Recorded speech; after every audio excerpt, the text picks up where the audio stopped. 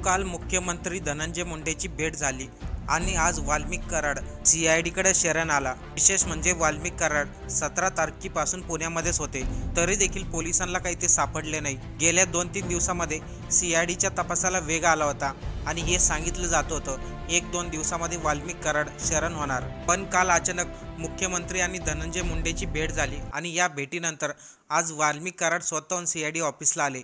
विशेष म्हणजे या ठिकाणी पुण्यामध्ये धनंजय मुंडे आणि वाल्मिक कराडचे समर्थक अगोदरच पुण्यामध्ये आले होते। त्यांच्या समर्थकांना कसं काय माहिती आज वाल्मिक कराड सरेंडर होणार। त्याशिवाय वाल्मिक कराडने सरेंडर होण्या अगोदर सोशल मीडियावरती एक व्हिडिओ शेअर केला आणि त्यानंतर ते सीआयडी ऑफिसला शरण आले। या घटनेचं विशेष म्हणजे वाल्मिक कराड स्वतः व्हिडिओमध्ये सांगताय, माझ्या नावावरती खोटा खंडणीचा आरोप दाखल करण्यात आलाय, त्याच्यामध्ये माझा काहीही हात नाही। तरी देखील वाल्मिक कराड 20 दिवस फरार होते। नेमकं व्हिडिओमध्ये वाल्मिक कराड काय म्हणाले ते अगोदर पाहू। वाल्मिक कराड केड्स पोलीस स्टेशनला खोटी खंडणीची फिर्याद दाखल झालेली आहे। मला अटकपूर्वचा अधिकार असताना मी सीआयडी ऑफिस पुणे पाषाण रोड इथं सिलेंडर होत आहे। संतोष भैया देशमुखांचे जे कोणी मारेकरी असतील त्यांना अटक करावी व त्यांना फाशीची शिक्षा द्यावी। राजकीय दोषापोटी माझं नाव त्याच्याशी जोडलं जात आहे। पोलीस तपासात जे निष्कर्ष निघाले, मी जर दोषी दिसलो तर न्यायदेवतांनी मला जे शिक्षा देईल ती मी भोगायला तयार आहे। मी वाल्मिक कराड केड्स पोलीस स्टेशनला खोटी खंडणीची फिर्याद दाखल झालेली आहे।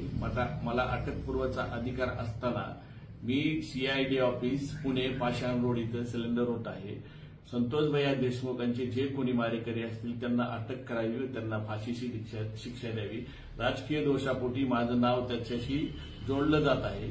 पोलीस तपासात जे निष्कर्ष निघाले, मी जर दोषी दिसलो तर न्यायदेवतांनी मला जे शिक्षा देईल ती मी भोगायला तयार आहे। मित्रांनो, वाल्मिक कराडने व्हिडिओमध्ये आपल्याला सांगितलं आहे, माझं खंडणी प्रकरणामध्ये काही घेणं देणं नाही। मग त्यांना 20 दिवस फरार होण्याची काय गरज होती? ते स्वतःहून पोलीस स्टेशनला का आले नाही? स्वतःहून सीआयडी समोर का आले नाही? जेव्हा सीआयडीने त्यांचा तपास घ्यायला सुरुवात केली तेव्हा वाल्मिक कराड स्वतःहून सीआयडी समोर आले। सर्वात आणि मोठं विशेष म्हणजे आपल्या राज्याचे मुख्यमंत्री देवेंद्र फडणवीस आणि धनंजय मुंडे यांची भेट झाली आणि त्याच्या दुसऱ्या दिवशी वाल्मिक कराड सरेंडर होत आहे। मग एवढ्या दिवसापासून पुण्यामध्ये लपून बसले होते, तरी देखील लोकांना माहिती नव्हतं का? तरी देखील सीआयडीला माहिती नव्हतं का? मित्रांनो, या घटनेवर आपल्याला काय वाटतं? कमेंट करून नक्की कळवा।